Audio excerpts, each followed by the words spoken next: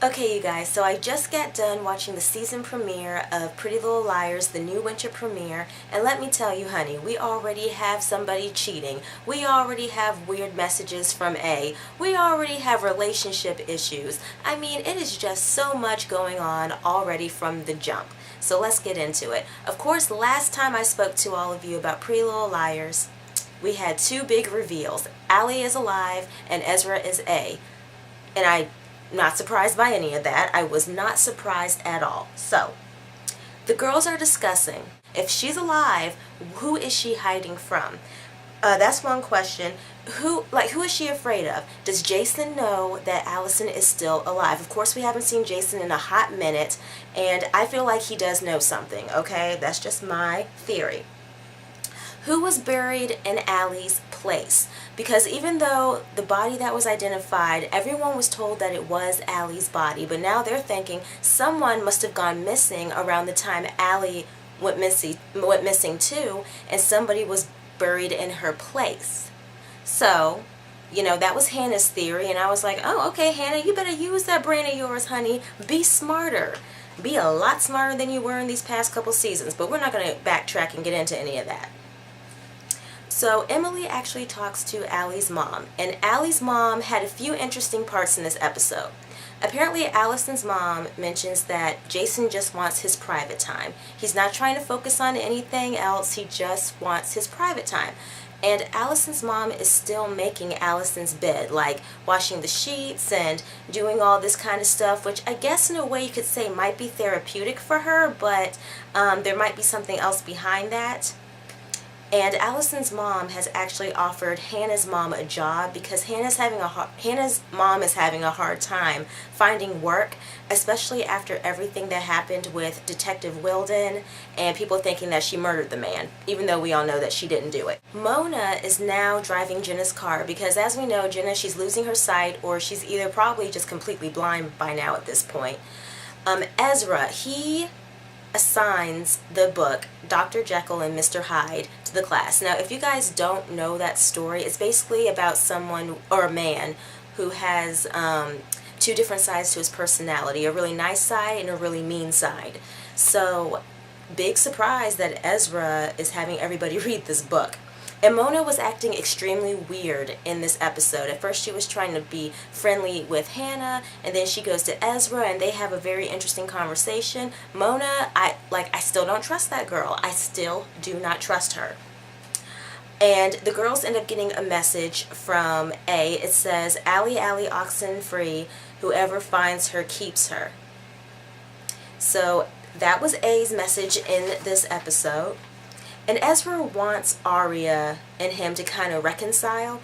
And then Aria goes and kisses, Ezra kisses Aria. Aria's like, I'm in a relationship. And the next thing I know, they're just kissing all over the place. And I'm like, girl, no. What the heck is your problem? He is the enemy. He is not your friend. Keep it moving. I'm just saying. Anyways, am I surprised? Yeah, actually. I wasn't expecting her to cave like that. I really wasn't. So, one of the questions that I want y'all to talk about in the comment section, were you surprised by Aria and Ezra and the little smooching and the unnecessary touchy-feeliness? Because I was just completely like, honey, don't do it. And she did it. I was like, girl. Ugh. Anyways, Toby has found information about his mom. And he and Spencer went to go talk to the woman who is the head of a company that kind of watches over all these other institutions, and Radley is one of them. And apparently Spencer is saying, you guys took in some documentation that was the wrong documentation. His mom didn't kill herself. Somebody tampered with the documentation, and y'all are probably going to get sued. Now, Spencer's dad actually wants Radley to be shut down, which is why he's really impressed. And I could notice a weird vibe from Spencer's dad in this episode. Did you guys notice a weird vibe too? Because I definitely did notice something. Caleb is back, but after he and Hannah kind of have their personal kind of moments and stuff, he says that he has to go back to Ravenswood, and she's really upset. And eventually they do leave on kind of good terms, except Caleb was crying as he was driving, and that was kind of depressing to watch. Emily and Hannah meet up with two girls who were the friends of the girl that went missing around the same time Allie went missing, and then they find out that Sarah was actually seen the day after Labor Day. So these two stories do not match up. Okay, yeah, one last thing. Well, actually, two last things. Emily admits to Paige that she and Allie kissed and that Allie basically broke Emily's heart. And then Hannah has a journal that she got from the Lair that was Allie's journal, and it has some pretty nasty things written in it about her and the other girls. So basically, that was the episode, and let's get into some things. Okay. Someone actually left a comment on my last video and wanted me to talk about some of the people that we haven't seen in a while. Here's my thing. Anybody in this show, anybody in this story is fair game to be shady, to just, when they disappear and then they randomly come back, it's like, okay, what's going on? There is always going to be something connected to every single character. And I'm just going to say that if anything weird happens, because I feel like Jason has been gone for such a long time that he either A, really know see what I just did there? A, anyway, point is, he A, knows something, B, he already knows his sister is alive, or C, he probably knows who is in Allie's place in the casket. You know, he probably does have a lot of information.